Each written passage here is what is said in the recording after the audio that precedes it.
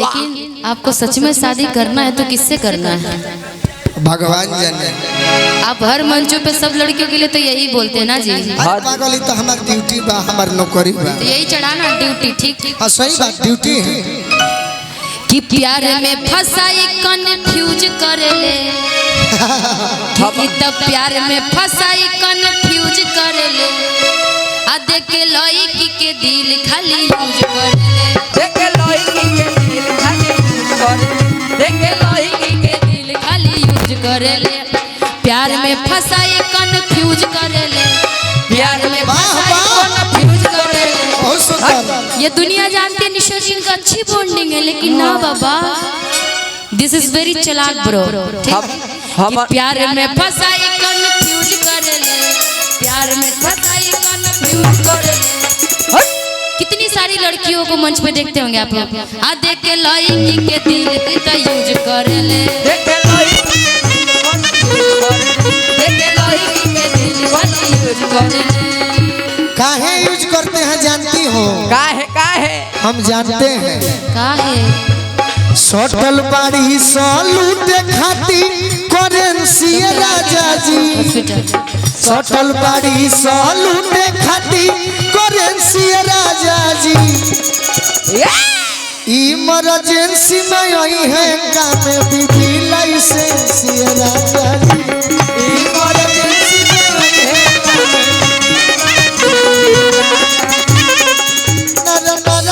नर यूज करे। रोज रोज नया नया लड़की तलाश, जियते जिंदगी आके कोई देले नाश।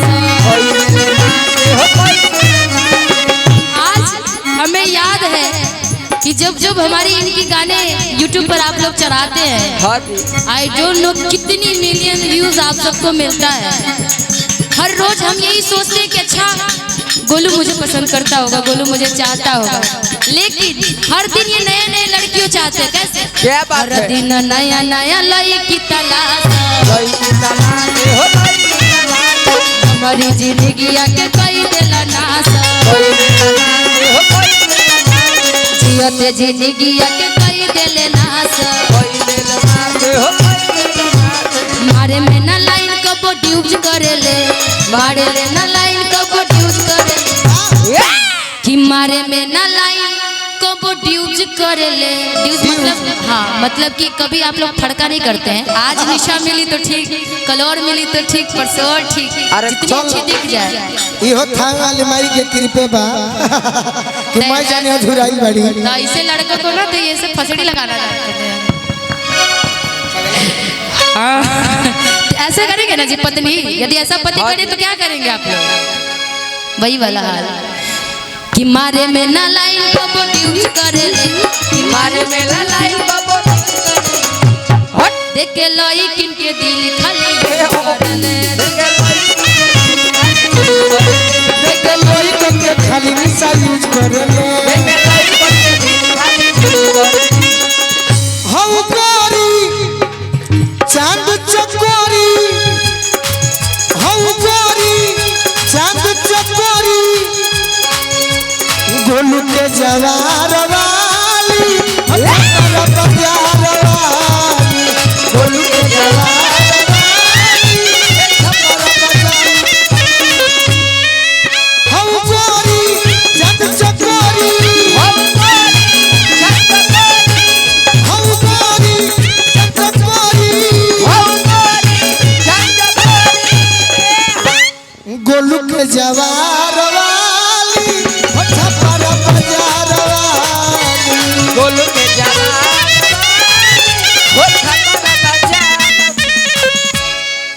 देख के गए के दिल खाली यूज करेले, देख गाय के दिल हम लइकन ना कह गायकन को गायकन वायकन ना भाई एक ही साथ है, बस गोलू के साथ, और कोई नहीं। झूठ मत बोलो। अरे देख के गायकन के दिल खाली यूज करेले, देख गाय के दिल खाली यूज करेले। अभी से सुधार तू रहना गोलू राजा, अभी से रहन तू सुधार गोलू राजा। अब के एक लाइन कहे एक लाइन कह बड़ियारी मत कर। देख के अभी से रहन तू सुधार गोलू राजा। गोलू राजा अभी से सुधार तू अभी से रहन तू सुधार गोलू राजा। है वाह वाह यही राजा के कोरावा में मिली खूबे माजा राजा के कोरावा में मिली खूबे माजा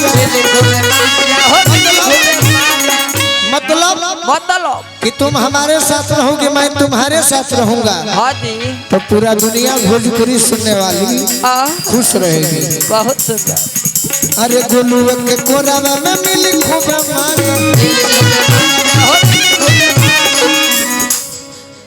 अभी से रहन तू सुधार गोलू राजा। गोलू के कोरावा में मिली खूबे माजा गोलू के कोरावा में प्यार वाली बॉल तू तो फ्यूज करेला।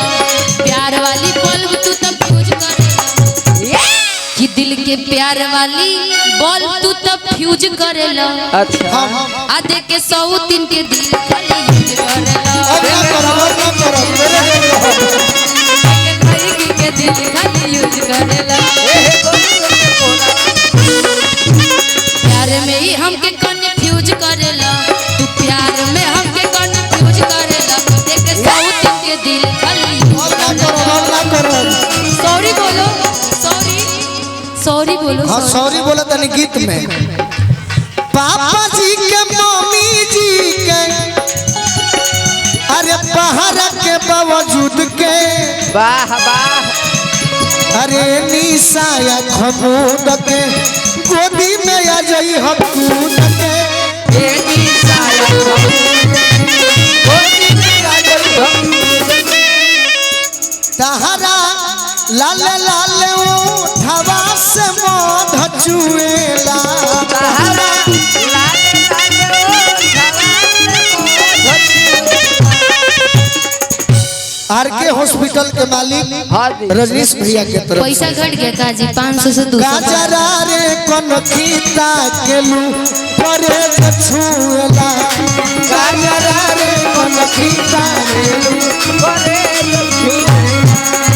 गाजरा रे कोन खीता केलू परे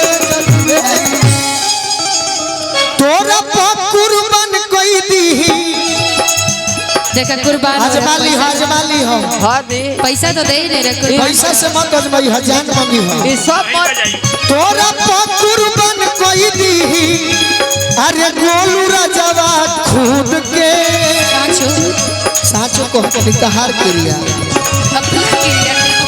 अपन क्रिया हम जल्दी मत अरे निशाया खमूद के गोरा में आ जाई हम कूद के ये निशाया आएंगे लेकिन झुमका झुलनिया भल दे दी झुमका झुलनिया भल दे दी दिल न कवनो समझ के झुमका झुलनिया इन्होंने बोला गायक के लिए ना तो मेरे पास भी एक शब्द है। स्टेज पक्के पतिया याद कली हो कली हो मंच के पतिया याद काली हा मंच पर के पतिया याद काली हा। कैमरा वाले ध्यान देना कि मंच पर के पतिया याद काली हा। मंच पर के पतिया याद काली हा। दिल न कवनो गायिका के दिया झुमका